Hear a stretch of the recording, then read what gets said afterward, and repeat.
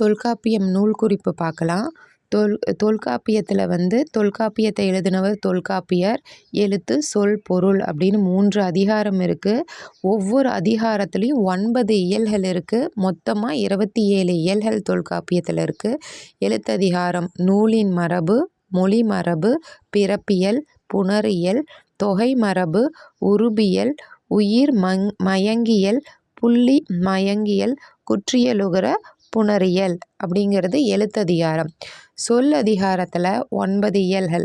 கிளவியாக்கம், வேற்றுமை இயல், வேற்றுமை மயங்கியல், விளிமரபு, பெயரியல், வினையியல், இடையியல், உயிரியல், எச்சவியல். அடுத்தது பொருள் அதிகாரத்துலேயும் 9 இயல்கள். அகத்திணை இயல், புறத்திணை இயல், களவியல், கற்பியல், பொருளியல், மெய்ப்பாட்டியல், உவமையியல், செய்யுளியல், மரபியல்.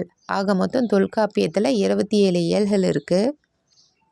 இப்போ இந்த தமிழ்மொழி மரபில் வளா அமை, தலா அமை அப்படின்னு இந்த லாங்கிற எழுத்தை 3 மாத்திரை அளவு நீண்டு ஒலிக்கிறாங்க.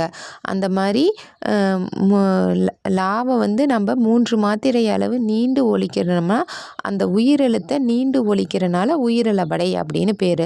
லாக்கு அடுத்தது உயிரெழுத்து ஆ வருதா, இந்த ஆவை நம்ம நீண்டு ஒலிக்கிறனால உயிரிழபடை.